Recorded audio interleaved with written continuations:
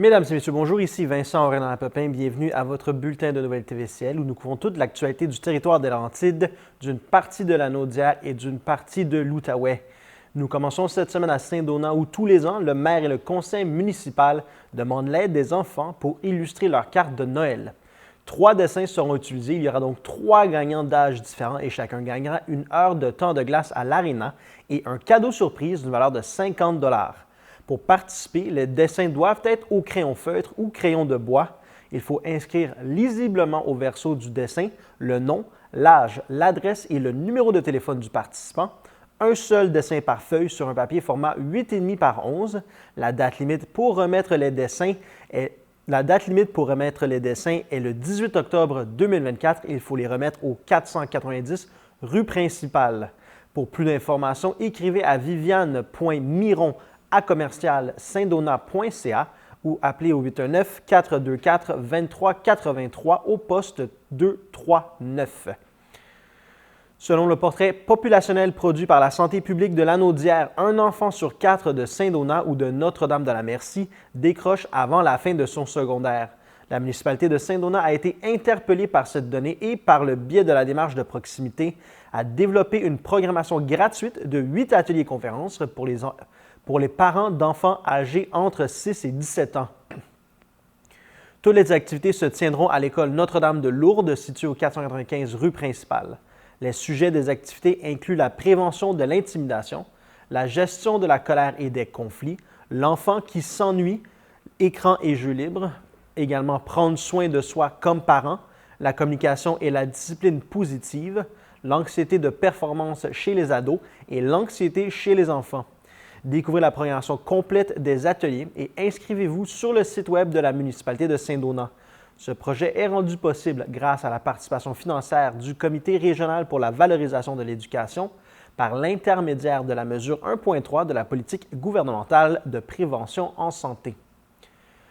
À Piémont, des travaux de remplacement d'un ponceau sur le chemin Avila ont débuté le 30 septembre. Ce ponceau se situe entre les chemins des Éperviers et des Moulins. Cette section sera donc fermée complètement pour la totalité de la durée des travaux et ce pour tous les véhicules à moteur, les cyclistes et les piétons. La durée des travaux est de 6 semaines consécutives. La Ville de Prévost a adopté son plan triennal d'immobilisation pour les années 2025 à 2027, un programme qui vise à améliorer les infrastructures et les services municipaux. Ce plan d'investissement d'un montant total de plus de 71 millions de dollars s'articule autour de 4 axes principaux: les infrastructures pour la future école secondaire, le développement du cœur des courants, la pérennité des infrastructures municipales et la croissance et mutation organisationnelle. Le projet phare de ce PTI est sans contredit le développement du cœur des courants, un nouveau secteur central situé en pleine nature qui deviendra le nouveau centre-vie de la ville. On y retrouvera notamment une nouvelle bibliothèque, une école secondaire, un écoquartier, des services de proximité, une salle communautaire, une scène extérieure, des plateaux sportifs, des aires de jeu et des réseaux de sentiers. Parmi les autres projets d'envergure, on note la construction d'un réservoir d'eau potable, la réfection de plusieurs rues, l'aménagement de pistes cyclables et de sentiers piétons, ainsi que l'acquisition d'équipements pour les travaux publics et la sécurité incendie. Le programme triennal d'immobilisation constitue le cadre stratégique de planification des investissements de la municipalité en infrastructures et équipements. Ce document, adopté par le conseil municipal le 1er octobre, présente une projection triennale des projets de leurs coûts. Le PTI présente une projection triennale des projets, leurs coûts et leurs sources de financement. Après 9 mois de consultation et d'échanges avec quelques 400 citoyens, employés et partenaires, la Ville de Prévost adopte officiellement son nouveau plan stratégique. S'appuyant sur une série d'éléments fondamentaux et porteurs, celui-ci actualise le cadre de gouvernance de la Ville de façon pratique avec l'articulation d'une mission distinctive, d'une vision ambitieuse, de valeurs ensembleuses et de priorités claires. Dans la vie de tous les jours, cette nouvelle approche de développement se manifestera avant tout à travers une signature engageante et contagieuse destinée à accompagner les principales communications de la Ville, ici pour inspirer. Avec son double sens assumé, ces 3 mots évoquent à la fois le précieux cadre nature, l'esprit d'innovation et la volonté de mener par l'exemple qui font depuis longtemps la fierté des Prévostois. Une série d'affiches mettant en vedette des citoyens de tous âges et horizons a été déployée à travers la ville et ses plateformes numériques. On les découvre au travail, dans leurs loisirs, à la maison, en route vers l'école, inspirés par l'atmosphère du milieu de vie. Cette micro-campagne aspire à célébrer ce qu'est la municipalité, ce qui unit ses résidents et à permettre à ce nouveau plan stratégique de donner à la communauté un élan concerté et conscient pour les années à venir. Au-delà d'une communication rassembleuse, les divers ateliers et discussions ont avant tout permis l'articulation d'énoncés stratégiques qui viendront guider la prise de décision, le tout accompagné d'un tableau qui définit sommairement les priorités de l'administration municipale. La mission est créée pour les citoyens un milieu de vie évolutif en respect avec la nature où s'épanouissent la famille d'aujourd'hui et les générations futures. La vision est aspirée à être un modèle québécois qui fait de l'innovation son moteur d'action pour assurer la pérennité financière, pour accentuer le bien-être des gens, pour conserver et mettre en valeur les ressources naturelles. Les ressources naturelles. Les valeurs sont le respect, la famille, l'environnement et l'agilité. Bien que ces conclusions soient propres à la réalité des Prévotois, cet exercice de planification stratégique s'inspire du travail de nombreuses autres municipalités et organisations. Il se veut un judicieux antidote à l'improvisation, à l'absence d'intention, maximisant ainsi la compréhension de la trajectoire et la cohésion entre les divers acteurs du développement. Après l'adoption d'un plan conjoint d'urbanisme et de mobilité durable et à l'approche de chantiers visant à corriger des déficits d'infrastructures, cette réflexion stratégique arrive à point nommé. Dans le cadre de la démarche de planification du secteur central de Prévost qui dotera la ville d'un premier plan particulier d'urbanisme, les citoyens sont invités à remplir un sondage afin de partager leurs besoins et leurs aspirations pour le développement de ce nouveau secteur qui sera aménagé au cœur de Prévost. Ce sondage donne suite aux récentes annonces concernant l'adoption du plan d'urbanisme et de mobilité durable et du nouveau secteur du cœur des courants, un important chantier citoyen qui dotera la ville de Prévost d'un nouveau centre-ville situé sur le terrain de l'ancien golf. À Prévost, le mois dernier, à la suite d'une récente inspection d'ingénierie qui a relevé des failles importantes dans l'armature de la marquise du marché aux puces, la Ville a décidé d'agir avec diligence pour la sécurité tant des commerçants que des usagers en procédant à la fermeture complète du site, entraînant la fermeture définitive du marché aux puces pour la saison. En tant que propriétaire du terrain et sachant que le marché aux puces de Prévost est un lieu emblématique de la région qui attire nombre de visiteurs, la municipalité a la responsabilité de veiller à la sécurité du public en procédant à la sécurisation du site sans délai. À Saint-Hippolyte, le conseil municipal a autorisé un don de 500 $ au Centre Prévention Suicide Faubourg dans le cadre de sa journée Les entreprises en famille 3e édition qui s'est tenue en septembre dernier. Le centre a pour mission de prévenir le suicide et ses répercussions en assurant l'accès à des services de qualité aux personnes suicidaires et à leurs proches. Un don de 350 $ a également été octroyé à l'organisme Loisirs Laurentides pour son gala de remise de bourse du printemps 2025 afin d'honorer et soutenir les athlètes hippolytois à leur juste valeur. Le conseil municipal a également autorisé l'embauche de Mme Ariane Gagné-Daoulas au poste cadre permanent à temps plein à titre de contre-maîtresse du service des travaux publics. Il s'agit de la première femme à occuper cette fonction dans l'histoire de la municipalité de Saint-Hippolyte. Le Conseil a pris acte du dépôt par le greffier trésorier du rapport annuel 2023 sur la gestion de l'eau potable de la municipalité. Le ministère des Affaires municipales et de l'Habitation a approuvé le bilan et félicité la municipalité pour la saine gestion de l'eau potable de son réseau. Finalement, à Saint-Hippolyte, considérant qu'un comité local dirigé par une chargée de projet a rédigé la nouvelle politique culturelle de la municipalité dans le but d'établir les perspectives et orientations en matière de développement culturel accompagné d'un plan d'action qui s'échelonne de 2024 à 2027, le conseil municipal a adopté cette nouvelle politique culturelle. À Saint-Hippolyte, le conseil municipal a octroyé des mandats professionnels afin de préparer les plans et devis pour la construction d'un nouveau garage municipal admissible à une aide financière du gouvernement du Québec pouvant atteindre 60 % des coûts. À Sainte-Adèle, Hydro-Québec intensifie ses actions pour améliorer la qualité du service électrique. Près de la moitié des pannes électriques sont causées par des branches d'arbres qui entrent en contact avec le réseau électrique. C'est pour cette raison que des spécialistes de l'arboriculture mandatés par Hydro-Québec effectuent actuellement la coupe de branches et d'arbres à risque dans la municipalité. Ces travaux visent à dégager les fils électriques de la végétation qui est trop près du réseau électrique et ainsi réduire de 30 % le nombre de pannes causées par la végétation d'ici 2028, tout en assurant la sécurité de la population. Afin de réussir, la collaboration de tous et de toutes est essentielle. Consultez la carte des travaux pour savoir où auront lieu les prochaines interventions sur la végétation en 2024 et 2025. Cette carte est disponible sur le site Web de la Ville de Sainte-Adèle.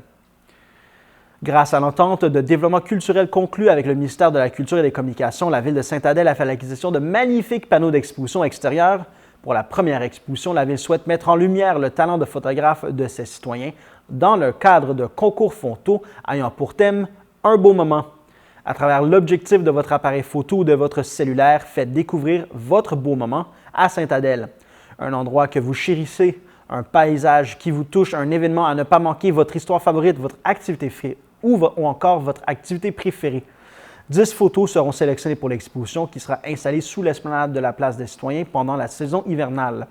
Les auteurs se mériteront une paire de billets pour un événement de leur choix présenté à la Place des Citoyens, un livre Sainte-Adèle en aquarelle d'Anne Berberi ou encore 50 $ en argent adélois échangeables dans les commerces participants. Vous devez faire parvenir vos photos à culture@vdsa.ca au plus tard le lundi 14 octobre. La MRC des Pays d'en Haut amorce des travaux d'amélioration nécessitant la fermeture complète d'une section du parc linéaire Le Petit Train du Nord à partir du 15 octobre prochain et ce jusqu'à la fin de la saison. Cette fermeture concerne la portion comprise entre le chemin du Massif à Prévost et le stationnement de Sainte-Marguerite Station à Sainte-Adèle. Des travaux majeurs de réfection seront réalisés sur la piste durant cette période, incluant le remplacement de ponceaux, le rechargement granulaire de certaines sections de la piste, ainsi que des travaux de drainage. Il est à noter que le stationnement situé au kilomètre 33 demeurera accessible aux cyclistes et piétons souhaitant se diriger en direction nord. Pour les utilisateurs souhaitant se rendre vers le sud, l'accès sera possible à partir de la gare de Prévost. Aucun détour n'est prévu pour cette section de piste qui sera complètement fermée. Afin d'assurer leur sécurité, il est demandé aux usagers de ne pas circuler à vélo ou à pied sur cette section. Le reste du parc linéaire Le Petit Train du Nord demeurera accessible pendant la durée des travaux. Les utilisateurs sont invités à consulter le site petittraindunord.com pour obtenir les conditions de la piste à jour. Ces travaux représentent un investissement de près de 600 000 $ et sont financés en partie par le Fonds Région et Ruralité Volet 1. André Genet, préfet de la MRC des Pays d'en Haut, souligne que ces travaux sont une première étape du plan de réfection et de mise à niveau de la portion du parc linéaire Le Petit Train du Nord qui traverse la MRC. Il ajoute qu'avec cet investissement important, la MRC veille à ce que tous et toutes puissent continuer à profiter pleinement de cette infrastructure de plein air de renommée internationale. Le mois dernier, la MRC des Pays d'en Haut a tenu la 7e séance ordinaire de son conseil à Sainte-Anne-des-Lacs. L'adoption de l'énoncé de vision stratégique finale y a été un point central. Cet énoncé, fruit d'une réflexion collective et de consultation publique, marque une étape clé dans la révision du schéma d'aménagement et de développement du territoire. Il s'inscrit dans une démarche de développement durable visant à répondre aux besoins actuels sans compromettre ceux des générations futures en orientant le développement de la région sur le long terme. La révision du schéma a débuté par une analyse du territoire et des rencontres avec des experts. Les principaux enjeux classés par thématique ont été discutés avec les services concernés et les élus. En février 2024, des consultations publiques ont permis aux citoyens de s'exprimer sur le projet d'énoncé de vision. Leurs commentaires ont été intégrés, menant à l'adoption du document en septembre. Ce document fixe les grandes orientations pour les 10 à 15 prochaines années, couvrant le développement durable sous ses aspects économiques, environnementaux, sociaux et culturels. Il servira de base à la planification territoriale et aux interventions concrètes comme notamment la protection de l'environnement, la création de milieux de vie attractifs et l'adaptation au changement climatique. Les prochaines étapes incluent la révision complète du schéma d'aménagement qui définira les actions concrètes pour faire des Pays d'en Haut un territoire durable, résilient et inclusif. La MRC des Pays d'en Haut désire informer la population qu'un nouveau fournisseur est responsable de la collecte des bacs roulants, tant pour le compostage, le recyclage que les déchets ultimes, et ce depuis le début du mois de septembre. En raison de cette transition, les bacs pourraient être vidés à une heure différente de celle à laquelle les citoyens sont habitués dans certains secteurs. Une période d'adaptation sera donc nécessaire pour permettre aux chauffeurs de s'habituer à leur nouvelle route de collecte. La MRC travaille conjointement avec son fournisseur pour limiter les inconvénients et la durée de cette période d'ajustement et elle sollicite la compréhension et la patience des citoyens. Si vous pensez que votre collecte est perturbée par les nouvelles routes, voici quelques recommandations. Si votre bac n'a pas été vidé, veuillez le signaler à la ligne InfoCollect et le laisser au chemin. Une reprise de collecte est déjà peut-être prévue dans votre secteur. En raison du fort volume d'appels, il est conseillé d'utiliser le formulaire de requête en ligne au lespaysdenhautrecycle.com. À noter également que la collecte du recyclage pour les municipalités de Saint-Anne-des-Lacs et Piémont a désormais lieu les jeudis. On peut consulter les calendriers de collecte sur, encore une fois, lespaysdenhautrecycle.com. Pour les commerçants disposant d'une fréquence de collecte différente et dont les bacs sont identifiés d'un autocollant orange de la MRC, le calendrier est également modifié. Les déchets sont dorénavant collectés les mardis. Les calendriers sont disponibles, encore une fois, en ligne à lespaysdenhautrecycle.com. En raison d'un fort volume d'appels, l'équipe de la MRC peut traiter les demandes avec un délai de 48 heures. Les citoyens sont donc invités à tenir compte de ces délais avant de reformuler une plainte. La MRC remercie les citoyens de ne laisser qu'un seul message par demande et de demeurer respectueux en tout temps avec le personnel. La MRC est consciente des désagréments que cette situation peut occasionner et elle met tout en mesure, en collaboration avec son fournisseur, pour les atténuer le plus possible. Le 17 septembre dernier, lors du 5 à 7 interchambre du Centre sportif des Pays d'en haut, la MRC des Pays d'en haut a dévoilé son nouveau site web dédié au développement économique. Mylène Perrier, directrice générale de la MRC, en a profité pour annoncer la nomination de Chana Fournier comme directrice du service de développement économique, décision entérinée par le Conseil des maires.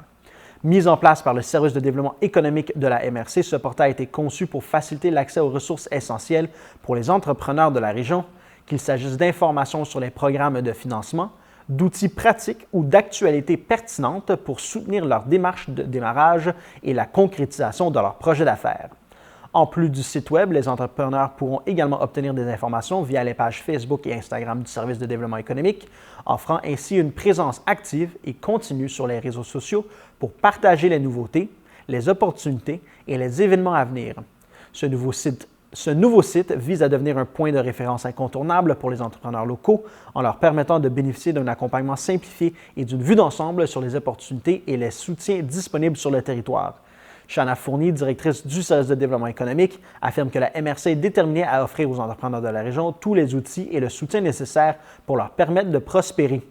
Elle ajoute que le lancement de pdheconomique.com ainsi que la présence accrue du service sur les réseaux sociaux reflètent son engagement à rendre ses ressources accessibles et à renforcer son accompagnement. Le nouveau site web PDH Économique en ligne est maintenant disponible.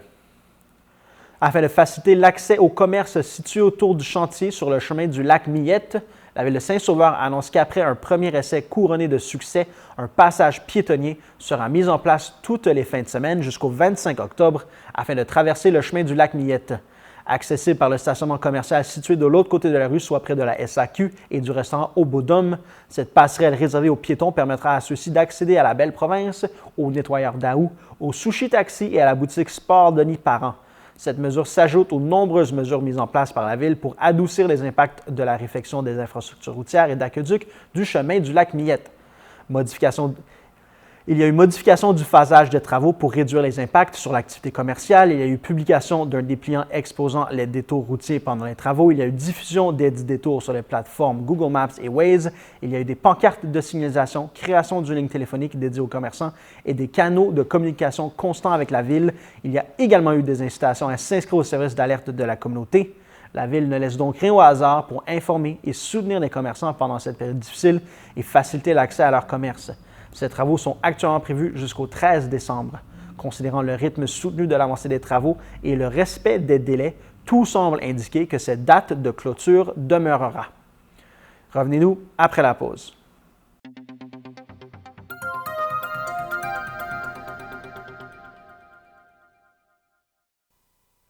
Dans le cadre de l'élaboration de son plan climat et de l'importance de concilier la nature et l'aménagement, la MRC des Laurentides accueillait Jérôme Duprat comme invité conférencier le 19 septembre dernier à Mont-Blanc. 70 acteurs clés du territoire étaient réunis autour de ce professeur et chercheur scientifique qui a brillamment réussi l'exercice de vulgariser ce défi d'envergure auquel nous faisons face maintenant et pour les années à venir. Bassiste du groupe Les Cowboys Fringants, Jérôme Duprat a un profil aux multiples talents. Il s'est allié avec brio l'esprit scientifique et l'esprit artistique. Sa conférence a démarré par la présentation des faits historiques qui ont déclenché ce bouleversement climatique. Entouré d'une trentaine d'étudiants et de professionnels, Jérôme Duprat et son équipe travaillent fort sur les questions de changement climatique et de préservation de la biodiversité. Il invite à adopter une vision d'ensemble qui s'inscrit dans une vision régionale plus grande avec la mise en place de zones de concertation, de dialogue et de sensibilisation. Ce dialogue à l'échelle locale permettra de créer des solutions nature à l'échelle du territoire afin de protéger les écosystèmes. La MRC des Laurentides a un rôle important à jouer dans ce cadre. Le conférencier précise que nous sommes à une période de transition où l'on choisira si on redevient une humanité positive de la nature ou si on continue dans un profil d'érosion de la biodiversité. Cette humanité positive pour la nature ne prendra forme qu'à une seule échelle à court terme, c'est l'échelle locale qui aura une très grande influence à l'échelle nationale.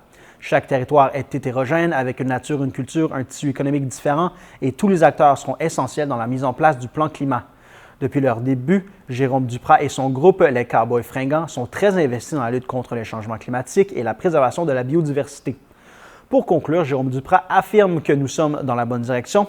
La responsabilité collective est grande vis-à-vis de nos générations futures et nous devons tout mettre en œuvre pour redevenir une humanité positive. Le préfet de la MRC des Laurentides, Marc L'Heureux, a tenu à remercier Jérôme Duprat pour son intervention auprès des élus et partenaires de la MRC des Laurentides. En mars 2024, la MRC des Laurentides a adopté son tout premier plan d'adaptation au changement climatique. Ce document présente un plan d'action détaillé qui vise à mettre en place des mesures d'adaptation au changement climatique et soutenir la transition climatique sur le territoire de la MRC. Le plan climat de la MRC regroupe quant à lui les démarches de réduction des émissions de gaz à effet de serre, les démarches d'adaptation aux conséquences des changements climatiques, ainsi que l'identification de mesures de soutien à la transition climatique. Contrairement au PACC qui visait uniquement des actions de la portée régionale, le plan climat de la MRC couvrira des actions au niveau régional et au niveau municipal. Ainsi, un exercice de concertation avec les municipalités du territoire, les organismes partenaires et la population sera réalisé afin de concrétiser les actions importantes de les actions impliquant ces partenaires pour la réalisation du PACC et bonifier la portion adaptation du plan climat avec des actions de responsabilité locale. Le Conseil des maires de la MRC de Laurentides a entériné par voie de résolution la nomination de M. Benjamin Plourde au poste de directeur du service environnement et parc. M. Plourde détient plus de 15 ans d'expérience dans le monde municipal. Depuis 2022, il travaillait au sein de la municipalité de Wentworth-Nord en tant que directeur adjoint du service de l'urbanisme et de l'environnement. Il a notamment été coordonnateur en environnement au service de l'urbanisme et de l'environnement pour la ville de Sainte-Anne-des-Plaines et inspecteur en urbanisme et environnement pour la municipalité de Val-des-Lacs. Détenteur d'un DEC en sciences humaines, d'une technique du milieu naturel spécialisation en protection de l'environnement et d'un certificat en sciences de l'environnement à l'Université du Québec à Trois-Rivières, M. Plourde détient une expérience notable en gestion d'équipe et de projets liés à l'urbanisme et en l'environnement. En étroite collaboration avec la direction générale, M. Plourde assurera la gestion de projets en environnement pour participer à la planification, l'organisation, la coordination et le contrôle des activités et ressources liées à l'élaboration et à la mise en œuvre des projets, politiques et programmes du service. Il coordonnera les dossiers environnementaux, le développement des terres publiques intramunicipales ainsi que les projets concernant les parcs régionaux et terres publiques, soit le Petit Train du Nord, le corridor aérobique, l'ancienne pisciculture et le parc Éco-Laurentide. Il siégera notamment sur le conseil d'administration de la Société des parcs de la MRC des Laurentides et participera à plusieurs autres instances et comités. À l'heure des changements climatiques et de profonds bouleversements de la diversité biologique mondiale, la ville de Saint-Sauveur invite les Sauverois à contribuer à sa future politique de l'arbre en répondant au sondage intitulé « Contribue à la future politique de l'arbre ». La forêt municipale, constituée des arbres de rue et de parcs, est complémentaire à la forêt privée et aux nombreux arbres déjà présents sur chaque propriété. Cette trame verte forme des corridors fauniques et floristiques, fournit une multitude d'habitats, contribue aux saines habitudes de vie sur le plan psychologique et physique, régule les débits d'eau pluviales, augmente la valeur marchande des propriétés et bien plus. Or, la richesse d'un plan de la forêt urbaine réside notamment dans les savoirs, les intérêts et les intentions populaires. En 15 questions, le sondage vise à obtenir les réflexions et opinions des citoyens et citoyennes sur le sujet. Les données ainsi obtenues bonifieront l'élaboration d'une politique de l'arbre et la production d'un plan de protection et de valorisation de la forêt urbaine sauveroise, d'importantes initiatives pour lutter et s'adapter à un univers changeant dont la publication est prévue pour la fin 2024. Le sondage est disponible sur le portail citoyen. Pour plus d'informations, contactez le service des communications et des relations avec les citoyens au 450-227-0000 au poste 2700 ou à communication@vss.ca.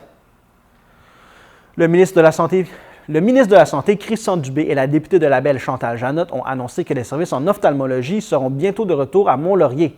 La députée, le ministre et les équipes locales ont conjugué leurs efforts afin d'améliorer l'accès à des soins de proximité dans la région.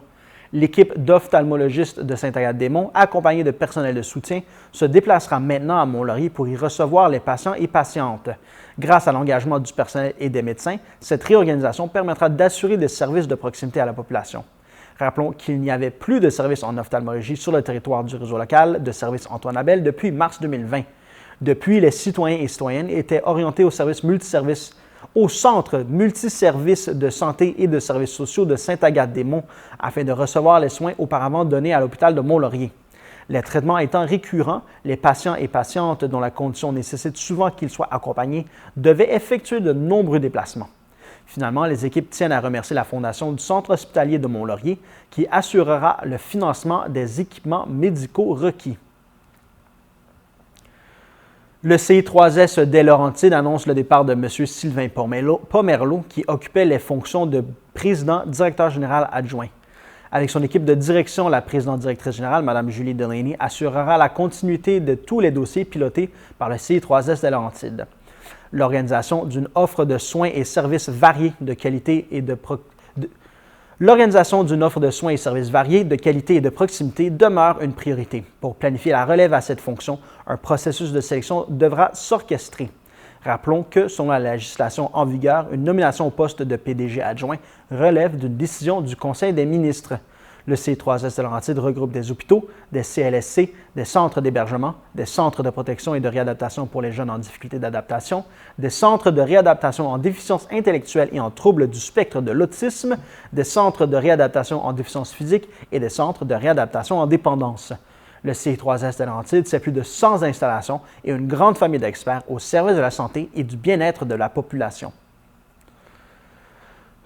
La Ville de Mont-Tremblant est à la recherche de citoyens engagés pour siéger au sein de son comité consultatif d'urbanisme, aussi appelé un CCU.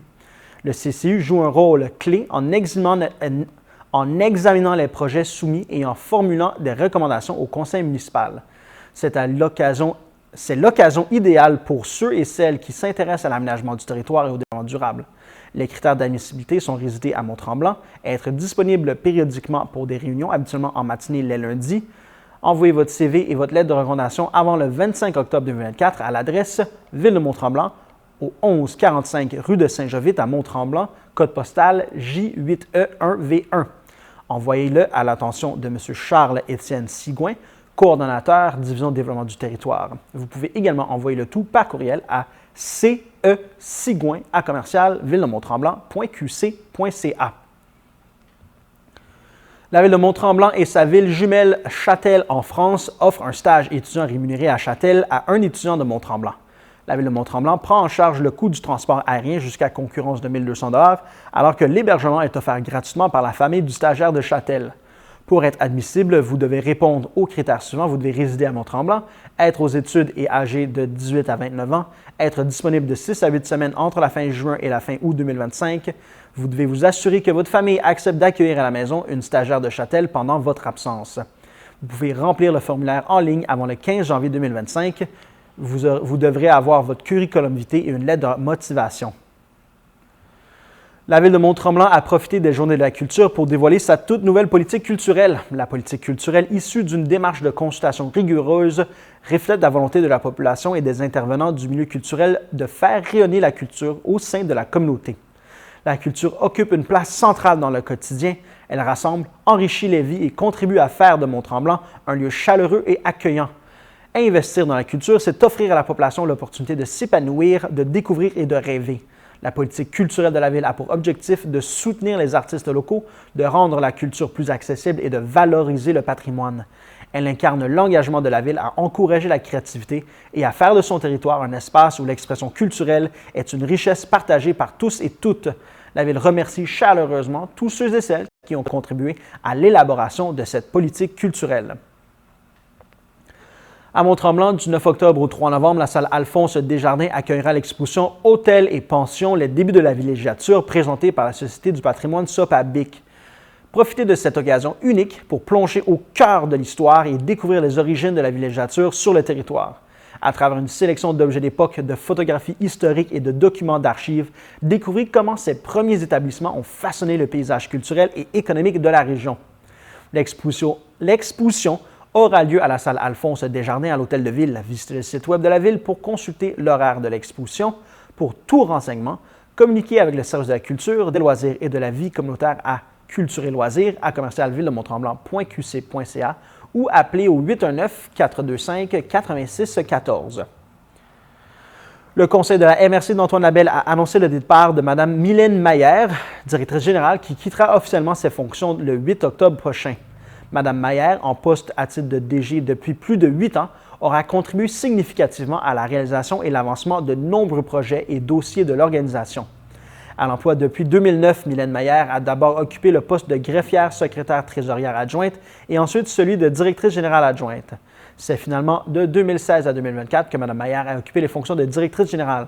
Son mandat lui a permis de contribuer de manière significative au développement de l'organisation et du territoire, accompagné d'une équipe nombreuse et pluridisciplinaire qui rend le tout possible. Par ses nombreuses expertises, elle a contribué grandement à la création de la Cour municipale et à l'instauration du service d'ingénierie civile avant que celui-ci soit cédé à la Fédération québécoise des municipalités.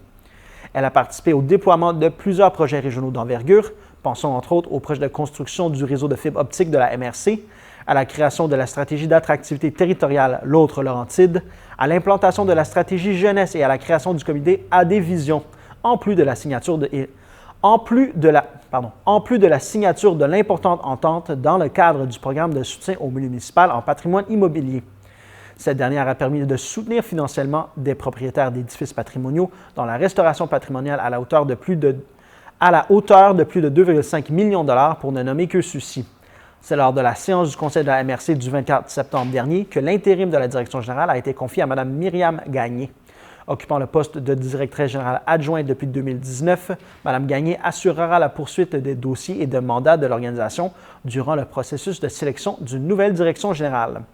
Revenez-nous après la pause.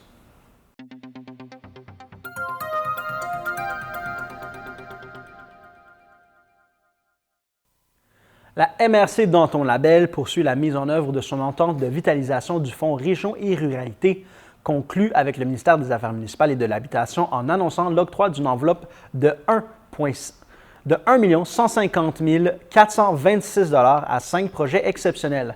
Elle s'ajoute aux aides financières totalisant 735 206 $ accordées en juin dernier.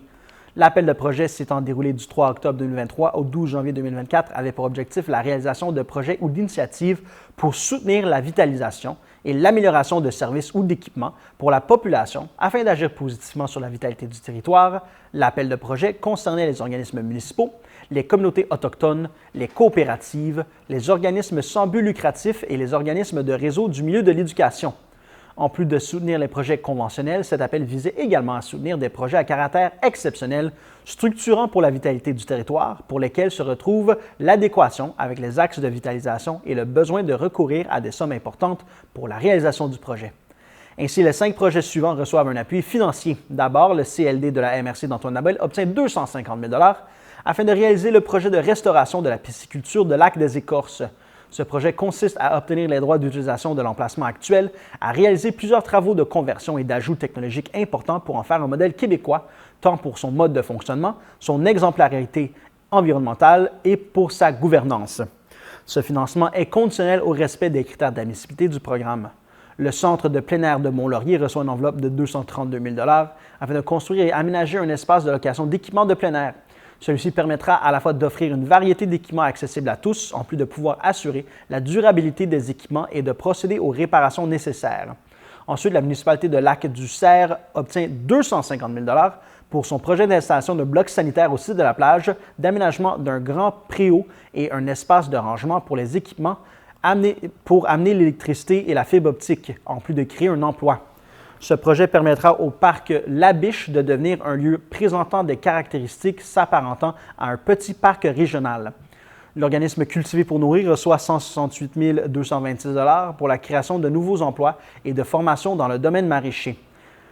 Ensuite, le projet consiste à favoriser la sécurité alimentaire et les saines habitudes de vie par le biais de meilleures infrastructures, en plus de proposer une nouvelle offre agro-touristique par des visites des jardins. Finalement, la Ville de Mont-Laurier se voit octroyer une somme de 250 000 $ pour son projet de Créalab. Celui-ci permettra de donner accès aux technologies à l'ensemble de la population par une multitude d'activités. Le Créalab sera une offre complémentaire aux différentes institutions scolaires par la disponibilité d'une salle créative qui dynamisera le cursus scolaire et qui permettra des initiatives aux technologies spécialisées. La MRC d'Antoine Labelle annonce des travaux de réfection complète d'un tronçon de 3,7 km sur le parc linéaire Le Petit Train du Nord. Cette section se situe dans le secteur de Mont-Laurier du km 193 au km 198. Ces travaux ont débuté le lundi 23 septembre et s'échelonneront sur une période de 8 semaines. Les travaux consistent au déblai d'accotement, au reprofilage et creusage de fossés, au nettoyage d'un ponceau transversal et au remplacement de 11 autres ponceaux transversaux. Les travaux se concluront par le pavage du tracé. Pour réaliser le mandat, le Conseil de la MRC a octroyé un contrat de près de 800 000 $ à l'entreprise Boldex. La section du tracé touchée par ces travaux sera fermée à la circulation. Un contournement par le réseau local sera aménagé. Un stationnement sur rue est disponible au bout de la montée des Villemères. Le respect de la signalisation en place est de mise afin d'assurer la sécurité des usagers et des travailleurs, en plus de maintenir l'accessibilité au chantier pour l'entrepreneur. C'est le 30 septembre dernier, lors d'une séance d'information portant sur sa situation financière, que la municipalité de Valmorin a présenté le résumé de son nouveau cadre financier 2024-2029. Cette rencontre, qui se déroulait en présence de la mairesse Donna Salvati, de M. Nicolas Plante, de Raymond Chabot Grant Thornton et de Mme Caroline Tessier, directrice du service d'évaluation foncière de la MRC des Laurentides, avait comme objectif de dresser le bilan financier des dernières années à Valmorin, de présenter aux citoyens les outils de contrôle et de gestion budgétaire de la municipalité, de même que les projections et les stratégies issues du nouveau cadre financier. La mairesse Donna Salvati a présenté le bilan financier de la municipalité depuis 2017 en précisant que malgré des investissements de l'ordre de 21 619 849 $, l'impact du service de la dette sur le budget a diminué de façon significative, passant de 27,8 % des dépenses en 2017 à 22 % en 2023. La notion d'équité intergénérationnelle a également été abordée lors de cette rencontre, où il a été question du vieillissement important des infrastructures routières, d'aqueducs et d'égouts et de l'entretien des bâtiments municipaux à planifier. C'est en considérant l'importance des projets d'investissement futurs, de l'évolution des dépenses et de la croissance de son développement immobilier et commercial limité que la municipalité a fait appel à la firme Raymond Chabot Grant Thornton pour l'accompagner dans l'élaboration de son cadre financier. Cette démarche avait comme objectif de réaliser le portrait des impacts financiers sur 5 ans en fonction des investissements planifiés, de déterminer les meilleures stratégies à mettre en œuvre pour contrôler l'endettement et de maintenir une offre de services de qualité tenant compte de la capacité de payer des contribuables de Valmorin. Les besoins d'investissement seront élevés pour les années à venir et plusieurs des stratégies proposées visent à assurer la réalisation des investissements figurant dans le plan quinquennal d'immobilisation municipale. Malgré ces dépenses, la charge fiscale des citoyens devrait demeurer limitée en raison de ces stratégies et des subventions anticipées par la municipalité qui poursuit son travail pour profiter des divers programmes de financement disponibles. Sur une enveloppe d'investissement de 32 727 698 $, des subventions de l'ordre de plus de 17 millions de dollars sur 5 ans sont anticipées, soit 54,2 % du total des sources de financement prévues. 27,6 % des investissements prévus seront également financés par le biais de règlements d'emprunt à l'ensemble, alors que la dette sectorielle couvrira 12,8 % et le fonds de roulement 2,3 %. Cette soirée aura également été l'occasion d'effectuer un retour sur le dépôt du nouveau rôle qui a fait bondir la valeur immobilière moyenne des propriétés de 71 % sur le territoire de Valmorin en 2024. La MRC a tenu à rappeler que cet exercice sert de base pour établir la répartition de la charge fiscale de chacune des municipalités entre ses contribuables. Ainsi, la croissance de la valeur foncière n'aura pas entraîné automatiquement une augmentation des taxes pour tous les propriétaires et le taux de taxation à l'évaluation est passé de 1,1 198 du 100 d'évaluation à 0,7134 afin de tenir compte de cette hausse du rôle. Seules les propriétés dont la valeur a augmenté plus que la moyenne lors du dépôt du rôle auront ainsi connu une augmentation de taxes supérieures. Outre les solutions proposées par le cadre budgétaire pour stabiliser l'endettement, un bref résumé du plan d'action visant la croissance des revenus et le développement de l'économie locale a également été présenté aux citoyens.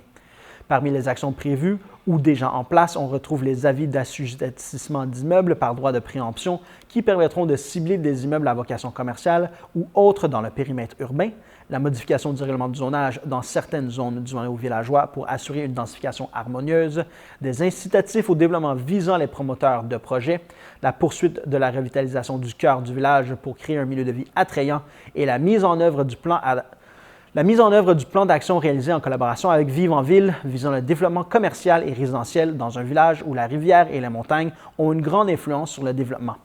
Présentée à l'approche du dépôt du budget 2025, cette séance d'information a également permis aux citoyens de mieux comprendre le processus d'adoption du budget municipal, les outils de contrôle et de gestion budgétaire et les enjeux financiers de leur municipalité.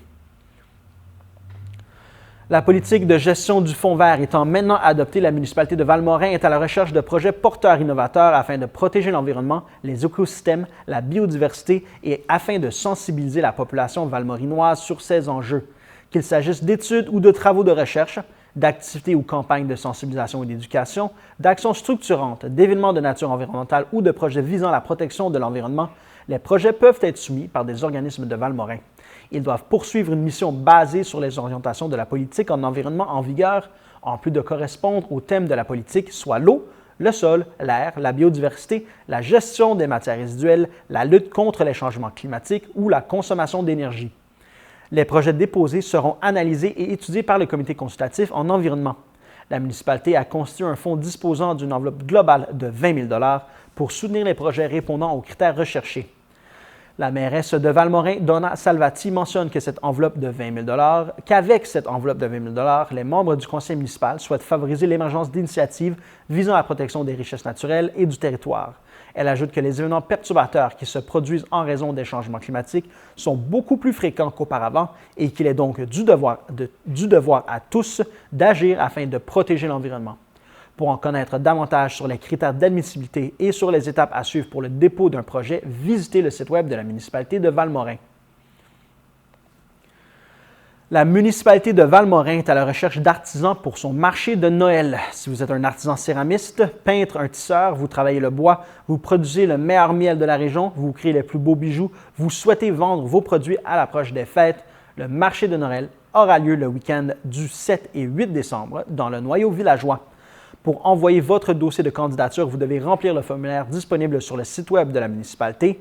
La sélection se fera à la mi-octobre.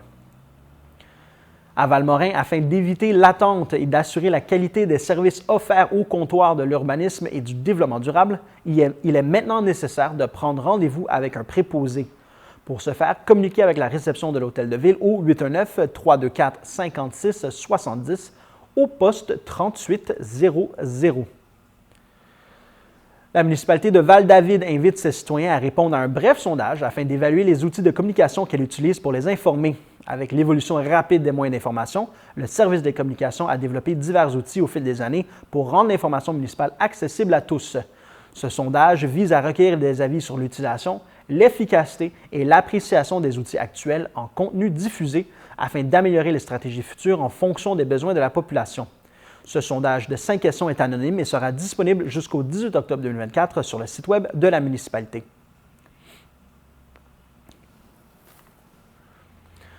La ville de Mont-Laurier est heureuse de vous inviter à participer à la 2e édition de l'Étrange Samedi d'Halloween, une journée pleine de frissons et de divertissements au parc Toussaint-la-Chapelle le samedi 26 octobre de 11h à 16h.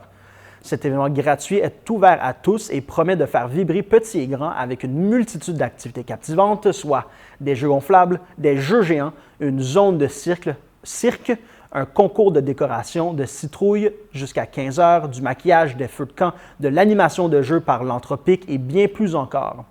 À 11h, il y aura ouverture du site. À 11h30, il y aura spectacle Freak Show Circus, version enfant. À 13h, il y aura conte avec Tante Gigi. De 13h à 15h, il y aura les inscriptions pour participer au concours de costumes.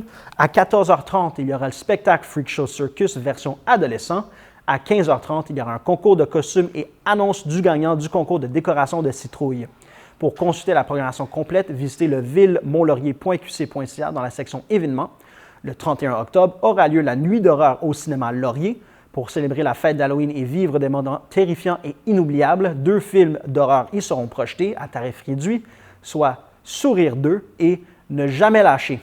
Plus de détails sont à venir. Restez à l'affût sur les plateformes de communication de la ville. Voilà, c'était tout cette semaine pour votre bulletin de nouvelles TVCL. Je vous remercie d'avoir été à l'écoute. À la semaine prochaine.